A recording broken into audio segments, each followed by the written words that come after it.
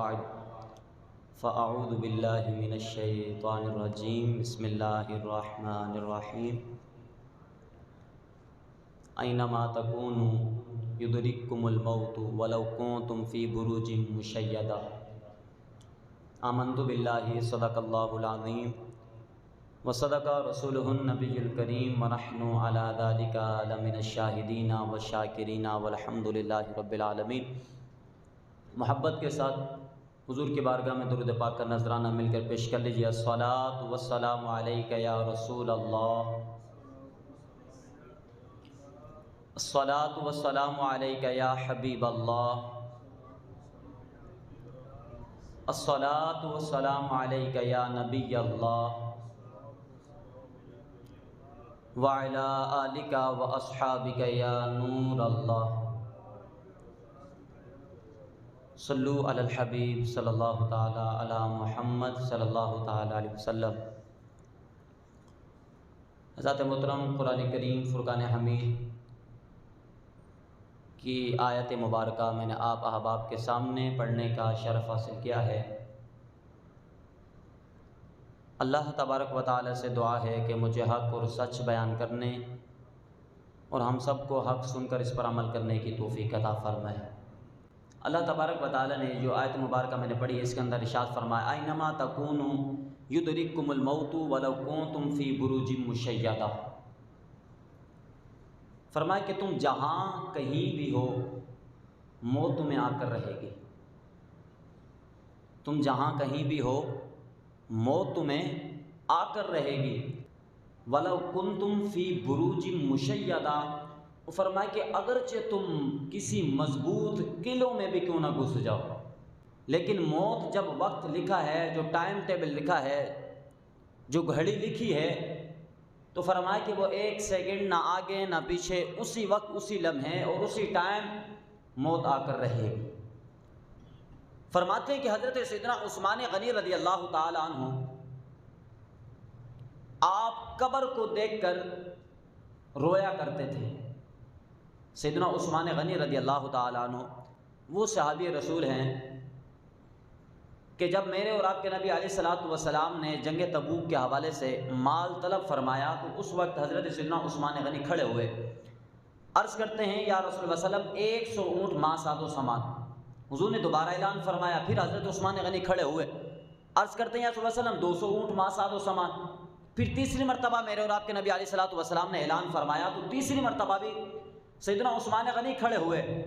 صحابہ فرماتے ہیں کہ جب تیسری مرتبہ سیدنا عثمان غنی کھڑے ہوئے یا رسول اللہ صلی اللہ علیہ وسلم 300 اونٹ ماں ساد و سامان، تو آپ علیہ الصلوۃ والسلام ممبر سے نیچے اتر کر فرمایا کہ عثمان غنی کو سینے سے لگایا۔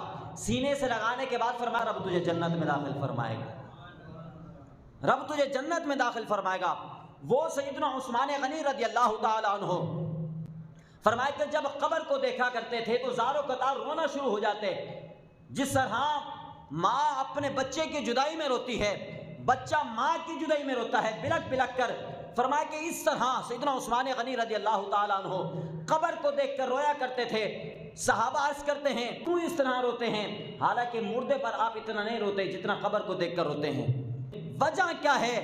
تو حضرت سیدنا عثمان غنی رضی اللہ تعالی نے جواب دیا، آپ نے فرمایا کہ میں نے ان کانوں سے امام الانبیاء علیہ الصلوۃ والسلام کا فرمان سنا ہے، فرمایا کہ قبر آخرت کے منزلات میں سے پہلی منزل ہے، جو اس میں کامیاب ہو گیا وہ آگے بھی کامیاب ہو جائے گا، جو اس میں ناکام ہوا وہ آگے بھی ناکام ہوگا۔ تو فرمایا کہ یہ پہلی منزل ہے، اس کی فکر کرو۔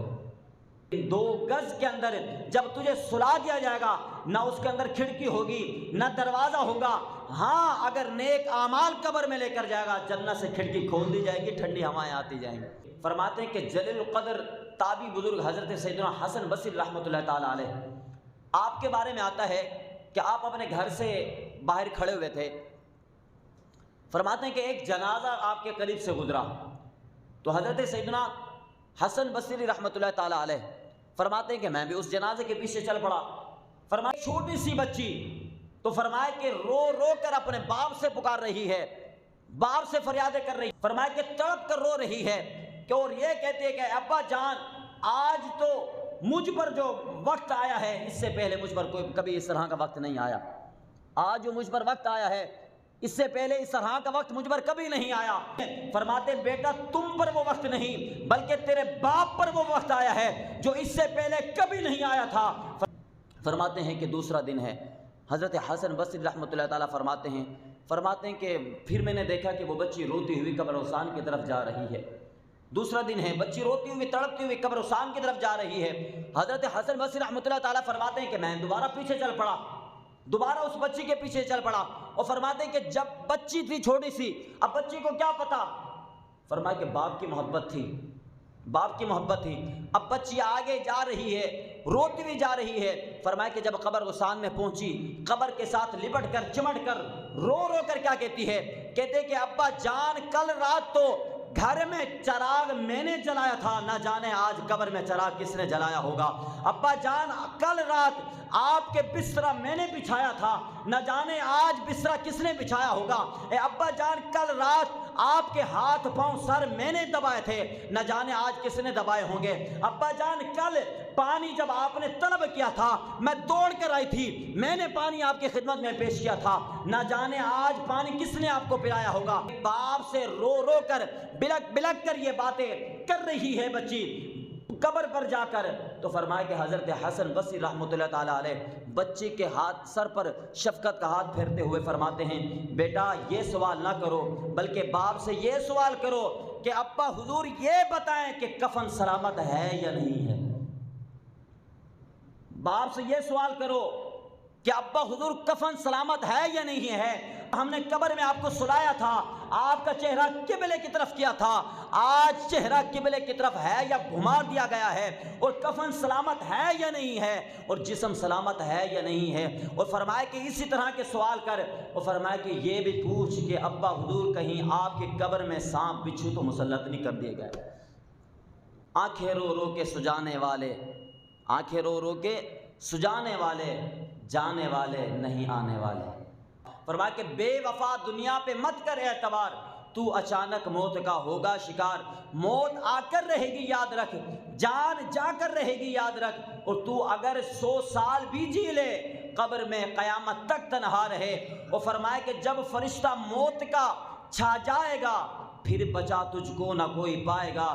موت آئی پہلوا چل دیے، خوبصورت نوجوان بھی چل دیے، تیری طاقت تیرا فن عہدہ تیرا، کچھ نہ کام آئے گا سرمایہ تیرا۔ اور میرے اندر تو اکیلا آئے گا، ہاں مگر اعمال لیتا آئے گا۔ یہ حضور صلی اللہ علیہ وسلم نے فرمایا کہ قبر جو ہے مرنے والے کے لیے جنت کے باغوں میں سے ایک باغ بھی ہے اور جہنم کے گھڑوں میں سے گڑھا بھی ہے۔ اب آگے چلیے، حضرت یعقوب علیہ نبینا علیہ السلام، آپ نے ملک الموت سے جب ملاقات ہوئی تو ان سے کہا کہ بھائی میری روح قبض کرنے سے پہلے نا مجھے پہلے خبر دے دینا، میری روح قبض کرنے سے پہلے مجھے خبر دے دینا کہ کب میری روح قبض ہوگی، تاکہ میں تیار ہو جاؤں، تاکہ میں تیار ہو جاؤں۔ آج ہر کسی کو، جتنے بھی یہاں پر احباب بیٹھے ہیں نا، کسی سے بھی پوچھ لیں کہ آپ کی عمر کتنی ہے، وہ بتائے گا میری 20 سال ہے۔ پھر پوچھا جائے گا آپ کی کتنی ہے، وہ کہے گا میری 25 سال ہے، وہ کہے گا میری 50 سال ہے، وہ کہے گا 60 سال ہے۔ اس طرح کے سوال اگر کیے جائیں کہ بھئی آپ کی عمر کتنی ہے، تو تمام لوگ ہی جواب دے دیں گے کہ میری 20 سال ہے یا 25 سال ہے یا 10 سال ہے یا 50 سال ہے۔ اگر یہی اسی طرح کا سوال کیا جائے کہ باقی عمر کتنی ہے تو کوئی بھی جواب نہیں دے گا۔ باقی عمر کتنی ہے تو کوئی بھی جواب نہیں دے گا۔ پہلا سوال تو سب سے پوچھا جا رہا ہے اور سبھی جواب دے رہے ہیں کہ میری عمر 10 سال ہے، 20 سال ہے، 25 ہے، 30 ہے، باقی کتنی بچی ہے، تو تمام کے منہ بند ہو جاتے ہیں۔ تو لہذا جب پتہ نہیں باقی کتنی عمر بچی ہے تو ہر بندے سے یہی جواب ملتا ہے نہ جانے کب موت آ جائے۔ تو جب پتہ نہیں تو پھر یہ نافرمانی کیسی، جب پتہ نہیں تو نماز قضا کیسی، جب پتہ نہیں اللہ اس کے رسول کی نافرمانی کس طرح کر رہے ہیں، جب پتہ نہیں ہے، جب پتہ نہیں ہے تو پھر کس طرح گناہوں بھری زندگی کیوں گزار رہے ہیں۔ جس کو پتہ ہو وہ بھلے گزارتا رہے، اس کو پتہ بھی مجھے موت آئے گی تو 1 مہینہ پہلے مجھے بتا دیا جائے گا، مہینہ پہلے مجھے بتا دیا جائے گا۔ لیکن جس کو پتہ ہی نہیں، کوئی ہر بندہ یہی کہتا ہے کہ موت کا کچھ نہیں پتا. جب نہیں پتا تو لہٰذا اس موت کی تیاری کریں، اس قبر کے لیے تیاری کریں. تو حضرت یعقوب علیہ نبی علیہ السلام آپ نے کہا کہ بھئی میری روح قبض کرنے سے پہلے میری طرف کوئی قاصد بھیج دینا، کوئی خبر بھیج دینا کہ تیار ہو جا، موت آنے والی ہے. فرمایا کہ وہ وقت بھی آ گیا کہ جب ملک الموت حضرت یعقوب علیہ نبی علیہ السلام کے پاس حاضر ہوئے تو فرمایا کہ میں آپ کی روح قبض کرنے کے لیے آیا ہوں. آپ نے فرمایا کہ تو نے تو مجھ سے وعدہ کیا تھا، مجھ سے وعدہ کیا تھا کہ موت کے آنے سے پہلے، تیری روح قبض کرنے سے پہلے میں پہلے قاصد بھیجوں گا، پہلے قاصد بھیجوں. لیکن آپ نے کوئی قاصد نہیں بھیجا، آپ تو خود ہی آ گئے، بلکہ میرا اور آپ کا وعدہ تھا. آپ نے فرمایا کہ آپ کی آنکھوں کے سامنے کتنے جنازے اٹھے ہیں، کتنے جنازے اٹھے ہیں. فرمایا کہ یہ جو جنازے اٹھ رہے تھے یہی تو میرا قاصد تھا اور یہی تو میرا پیغام تھا. آج بھائی اپنے بھائی کو غسل دے رہا ہے، بیٹا باپ کو غسل دے رہا ہے، باپ بیٹے کو غسل دے رہا ہے، اور فرمایا کہ خود کندھوں پر سوار کر کے قبر میں دفنا رہا ہے. واللہ اس طرح کے بیٹے بھی دیکھے ہیں، باپ کو دفناتے ہوئے منہ سے نہ گٹکا پھینکتے ہیں، بلکہ قبر کے اندر جو باپ کو اتار رہا ہے نہ گٹکا پھینکتا ہے اور قبر میں کھڑے ہو کر دانت نکال رہا ہے، قبر میں کھڑے ہو کر دانت نکال رہا ہے. حالانکہ اس کو پتہ ہے آج میں باپ کو اس چھوٹے سے گھر کے اندر دفنا رہا ہوں جس کی نہ کوئی کھڑکی ہے نہ دروازہ ہے، نہ جانے سانپ بچھو بھی مسلط کر دیے جائیں. حالانکہ اس کو سب پتہ ہے، لیکن اس کے باوجود کیا ہے، کوئی خوف نہیں، کوئی فکر نہیں. پہلے کے بزرگان دین رحمۃ اللہ تعالیٰ فرماتے ہیں کہ جب ہم کسی میت پر حاضر ہوتے تھے نا، ہمیں پتہ نہیں ہوتا تھا کہ یار کس کے گھر میں میت ہوئی ہے. تمام لوگ اس طرح خوف کے اندر رو رہے ہوتے تھے، لیکن آج پتہ ہی نہیں چلتا. چلو وہ تو پہچان ہو، کوئی تو پہچان ہو، لیکن آج جو پہلے وہ پہچان تھی نا کہ جو روتے تھے ہم سمجھ آتے یار اس کا کوئی بھائی مرا ہوگا، اس کا کوئی رشتہ دار ہوگا، اس کا کوئی قریبی ہوگا، اس وجہ سے رو رہا ہے. لیکن آج کیا ہوتا ہے، ہنس رہے ہوتے ہیں، دانت نکال رہے ہوتے ہیں. اور قبر کے سامنے آپ نے اکثریت دیکھا ہوگا جب قبر وہاں پر کھودی جا رہی ہوتی ہے اور وہاں پر یعنی جب میت کو دفنایا جا رہا ہوتا ہے تو اس وقت آپ نے دیکھا ہوگا وہاں پر بھی کچہریاں لگ جاتی ہیں. 4 بندے وہاں پر جا کے بیٹھیں گے، قبرستان کے اندر ہی 4 بندے وہاں پر جا کر بیٹھیں گے، 3 بندے وہاں پر جا کے بیٹھیں گے اور 6 بندے وہاں پر جا کر بیٹھیں گے. میت کو دفنایا جا رہا ہے، قبر میں قبرستان کی طرف بیٹھا ہوا ہے. اب وہ اپنی کچہریاں کر رہے ہیں، دنیا داری کی باتیں کر رہے ہیں، یار وہ نہیں ایسا ہو گیا تو وہ ایسا ہو گیا تو یہ ایسا ہو گیا. کہ سکندر بادشاہ جو تھا اس کا ایک قبرستان سے اس کا گزر ہوا، قبرستان سے اس کا گزر ہوا تو کیا دیکھتا ہے کہ قبروں پر لکھا ہے کسی کی عمر 20 سال لکھی ہے، کسی کی 5 سال لکھی ہے، تو کسی کی 8 سال لکھی ہے، کسی کی 6 سال لکھی ہے. تو سکندر بادشاہ تو اس بستی کے جو قریب تھی بستی اس کے پاس پہنچے. آپ نے فرمایا کہ کیا ہوا، یہاں پر لوگ جلدی مر جاتے ہیں کیا، ان پر موت جلدی آ جاتی ہے. فرمایا کہ قبروں پر کسی کی عمر 5 سال لکھی ہے تو کسی کی 8 سال، کسی کے 6 سال تو کسی کے 10 سال، اس سے زیادہ زندگی نہیں کہ یہاں پر جلدی ملک الموت آ جاتے ہیں، یہاں پر جلدی لوگوں کی روح قبض کر لی جاتی ہے. کہا حضور نہیں، ہمارے بڑوں نے ہمیں سبق دیا ہے کہ عمر قبروں پر وہی لکھنی ہے جو رب کے اللہ اس کے رسول کی فرما برداری میں گزر جائے. اللہ اس کے رسول کی فرما برداری میں جو زندگی گزری ہے ہم وہی کاؤنٹ کر کے وہی لکھتے ہیں، باقی جو زندگی گزری ہے وہ ہم لکھتے ہی نہیں ہیں. اگر میں اور آپ اپنی اس طرح کی زندگی کا حساب لگائیں کہ کتنی ہم نے زندگی نمازیں پڑھی ہیں، کتنی ہم نے زندگی اللہ اس کے رسول کے فرما برداری کے مطابق گزاری ہے، کہ کسی کی 60 عمر ہے، 60 سال ہے تو شاید 5 سال نکلے. 60 سال میں کوئی خوش نصیب ایسے بھی ہوں گے، ہیں بھی ایسے جن کی 60 سال عمر ہوتی ہے تو لیکن 60 سال بھی کوئی ایسی نماز نہیں جو زندگی میں کبھی قضا ہوئی، ایسے بھی لوگ موجود ہیں. تو اس لیے تو شاہ نے کہنا کہ کالے وال مسافر ہوئے چٹیاں ڈیرے لائے، ویک محمد بخشا موت سنے آئے.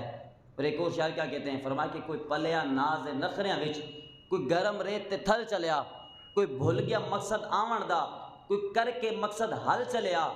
غلام فریدہ اتنے سارے مسافر نے، کوئی اج چلیا کوئی کل چلیا. غلام فریدہ اتنے سارے مسافر نے، کوئی اج چلیا کوئی کل چلے آ، موت کا کچھ نہیں پتہ. اپنی آخرت کی فکر کریں، اپنی آخرت کی تیاری کریں.